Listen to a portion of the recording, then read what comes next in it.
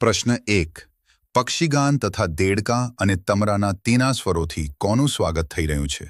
Option છે એ વાદળાનું, બી વીજળીનું, C ધરતીનું, D મેઘનું.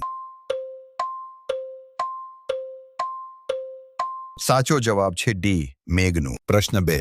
વરસાદમાં કયું પક્ષી ભાગ્યે જ દેખાશે? ઓપ્શન છે એ શક્કરખોરો, બી કોયલ, સી ઇન્દ્રગોપ, ડી બપૈયા. સાચો જવાબ છે ડી બપૈયા. પ્રશ્ન 3. કવિ વરસાદમાં ધરાઈને નાહનારા કબૂતરોને જોયા પછી કોને નિહાળવાનું કહે છે? ઓપ્શન છે એ આકાશને, બી ક્ષિતિજને, સી વરસાદથી ડરનારા પ્રાણીઓને, ડી વરસાદમાં સંતાઈ રહેનારા પક્ષીઓને. સાચો જવાબ છે ડી વરસાદમાં સંતાઈ રહેનારા પક્ષીઓને. પ્રશ્ન 4. વરસાદ રહી ગયા પછી ઘટામાં કોણ હશે? ઓપ્શન છે એ બપૈયા બોલતા હશે, બી કુકડા બોલતા હશે, સી કોયલ કૂજતી હશે, ડી કાગડી કા કા કરતી હશે. સાચો જવાબ છે સી કોયલ કૂજતી હશે. પ્રશ્ન 5. પીળી છાતી અને છાતી વચ્ચે કાળા લાંબા પટ્ટાવાળું પક્ષી કયું છે? ઓપ્શન છે એ શક્કરખોરો, બી બપૈયા, સી ઇન્દ્રગોપ, ડી દેવચકલી. સાચો જવાબ છે એ શક્કરખોરો. પ્રશ્ન 6. કવિ બાળકોને નિશાળના બારણા ખુલ્લા મૂકી ઘરના બારણા ખુલ્લા મૂકી શું કરવા નીકળી પડવાનું કહે છે?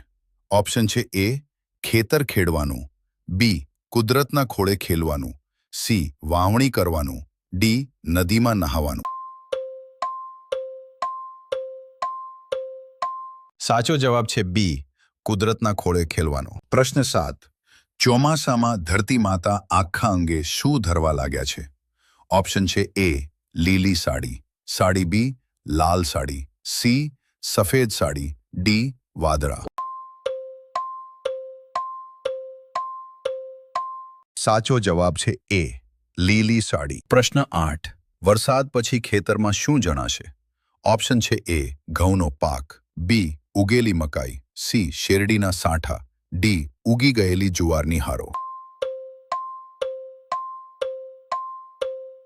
સાચો જવાબ છે ડી ઉગી ગયેલી જુવારની હારો. પ્રશ્ન 9. ચોમાસા દરમિયાન જો તમે ગામડામાં હોવ તો કવિ ક્યાં ઉપડી જવાનું કહે છે? ઓપ્શન છે એ દરિયા કિનારે, બી પાદર કે સીમ ભણી, સી જંગલમાં, ડી નદી કિનારે. સાચો જવાબ છે બી પાદર કે સીમ ભણી. પ્રશ્ન 10. વરસાદમાં કોણ અકળાય છે? ઓપ્શન છે એ ભેંસો, બી ગધેડા, સી ગાયો, ડી કૂતરા. સાચો જવાબ છે સી ગાયો. પ્રશ્ન 11. કવિ કયા જીવડાને શોધીને એકઠા કરવાનું કહે છે? ઓપ્શન છે એ ઇન્દ્રગોપ, બી ચાચડ, સી ચિંગા, ડી બપૈયા. સાચો જવાબ છે અ ઇન્દ્રગોપ. પ્રશ્ન 12. કવિ ખેતરમાં જઈને શું ભારવાનું કહે છે? ઓપ્શન છે એ ખેડૂતને વરસાદમાં ભીંજાતા, બી ખેડૂતને ખેતરમાં પાણી પાતા, સી ખેડૂતને વાવણું કરતા, ડી ખેડૂતને ખેતર ખેડતા. સાચો જવાબ છે સી ખેડૂતને વાવણું કરતા. પ્રશ્ન 13. વરસાદમાં કાયર થઈ એક બાજુ કોણ ઊભા છે? ઓપ્શન છે એ ગાયો, બી કૂતરા, સી ગધેડા, ડી ભેંસો. સાચો જવાબ છે સી ગધેડા. પ્રશ્ન 14. કવિ શું ધરાઈ ધરાઈને જોઈ લેવાનું કહે છે? ઓપ્શન છે એ મેઘ ધનુષ્ય, બી ખળખળ વહેતા ઝરણા, સી લહેરાતા ખેતરો, ડી વહેતી નદી. સાચો જવાબ છે એક મેઘધનુષ્ય. પ્રશ્ન 15. વરસાદમાં કોણે દોડાદોડી કરી મૂકી છે? ઓપ્શન છે એ ભેંસોએ, બી ગધેડાઓએ, સી ગાયોએ, ડી કૂતરાઓએ.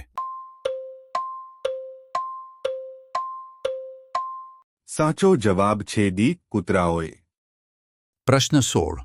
કવિ કુદરતની કઈ વસ્તુને ચમત્કૃતિ, સૌંદર્યનું અદ્ભુત દર્શન અને આનંદનો મોંઘેરો ઉત્સવ કહે છે? ઓપ્શન છે એ. ખરખર વહેતા ઝરણા, બી. ગરજતા વાદળ, સી. મેઘ ધનુષ્ય, ડી. ચમકતી વીજળી. સાચો જવાબ છે સી. મેઘધનુષ્ય. પ્રશ્ન 17.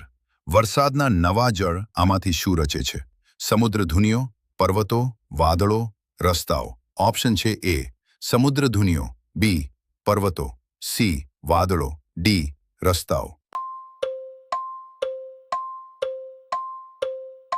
સાચો જવાબ છે એ. સમુદ્રધુનીઓ. પ્રશ્ન 18. ઝાડ કે વેલ પાસે ઉડતું અને ફૂલોમાંથી મધ ચૂસતું પક્ષી કયું છે?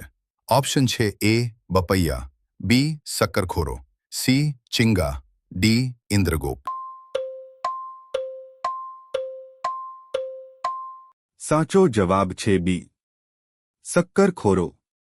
પ્રશ્ન 19. વરસાદમાં ઊભા રહી કોણ આનંદથી નહાય છે? ઓપ્શન છે એ. કૂતરા, બી. ભેંસો, સી. ગાયો, ડી. ગધેડા. સાચો જવાબ છે બી. ભેંસો. પ્રશ્ન 20. ખેતરમાં ઝાડની ઓથે ઊભા રહી જુવાનિયાઓ શું કરતા દેખાશે? ઓપ્શન છે એ. નૃત્ય કરતા, બી. બે પાવાને એકસાથે લહેરથી વગાડતા, સી. ગરબા લેતા, ડી. ખેતર ખેડતા. સાચો જવાબ છે બી.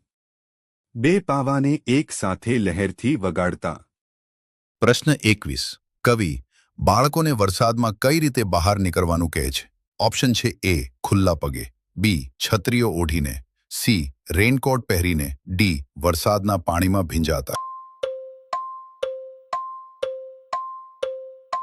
સાચો જવાબ છે બી. છત્રીઓ ઓઢીને.